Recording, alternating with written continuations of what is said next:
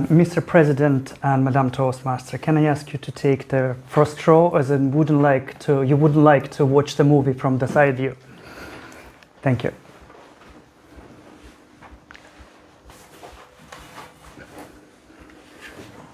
Fellow Toastmasters, dear guests, ladies and gentlemen, welcome to Netflix Toastmaster series. Season 1, Episode 3. Previously, on Alex's life, you've seen the speeches about creativity and photography, entrepreneurship, and some other plots. Today's episode is about courage, loss, and blood, real blood. For those who don't afraid the sight of blood, please sit back, turn off your phones, relax, and enjoy. Let's begin. You see, at Toastmasters, our first speech that we do is the Icebreaker. It's introduction who we are. I've decided I do it every year because I think we change. Every year we change, and I need to introduce a new version of Alex. Last season was very hard. It was a real drama. I went through a divorce. It's not something, a happy storyline you would like to talk about, but life is life. And the only way to take it is take it with the smile. I lost wife, but found freedom. And I can tell you, freedom is not an easy way to take. But at least now, I control the remote. One day when I feel very, very low, I've decided I'll do something new. Something I had on my bucket list for years, and something can help people, can help someone else. You see, our Toastmasters meeting take the place in this hotel, in Castlereagh Park Hotel. I also come here quite often for other meetings, for their great leisure facilities, swimming pool, sauna, gym. Sometimes I come in with my kids, sometimes on my own. It's one place and so many memories. Disclaimer, I wasn't paid by the hotel to tell how good their facilities are. And guess what else happens in this hotel? Blood donation clinic.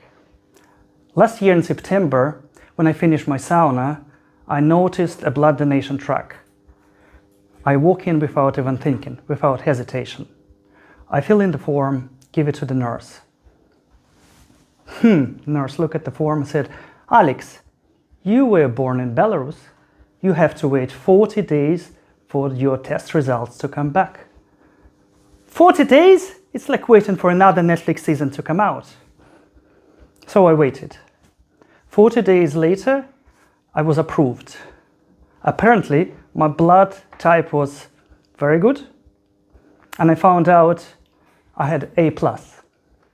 That made me feel very good. A+, like the top mark in school. And the nurse said, it's good. It's a good sign you don't know your blood type, because mostly people who go to visit doctors quite often, they know their blood type. I thought, well, that's quite an unexpected compliment I've heard all the year. Appointment day came. I was nervous, nearly like now, shaken. I've heard all those stories about people fainting. Have you heard them?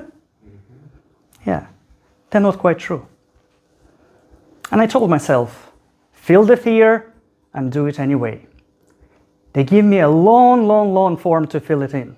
And honestly, that was the hardest part of the whole donation process. I was called in. They asked me to sit down, relax, roll up the sleeve, and here came the needle. Nurse smiled. Relax. Just watch your blood flow. We'll take only 1 pint. What? 1 pint? Don't you have relatives in Transylvania with the name Dracula? Do you? I joked. And there it was. My blood was slowly flowing into the small pocket, transferring my fear into a purpose.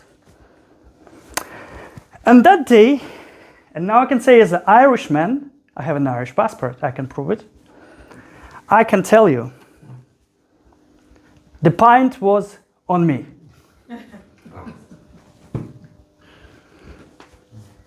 A few weeks later, I received a text message on my phone, and they said, your blood has been released to the hospital. I've realized maybe my blood saved somebody's life, and in a way I think it saved mine too. Since then I've donated 3 times, and it's no longer something I do it once. It's became a meaningful commitment for myself. It's a lifetime commitment. And I've read a compendium about the blood donation. Demand for the blood is very high and supply is very low. Every time when I donate, I remind myself,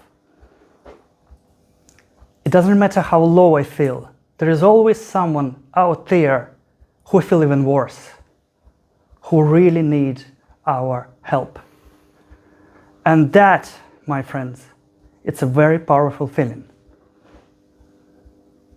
So here we are, Toastmasters, season 2025-2026, episode 3. Every episode has a drama, has a jokes, and had a message. And for me, it's about giving, without expecting to receive something back. So, if you feel low, don't scroll through Netflix, turn it off. Write your own episode, do something brave, silly, and maybe a little bit stupid.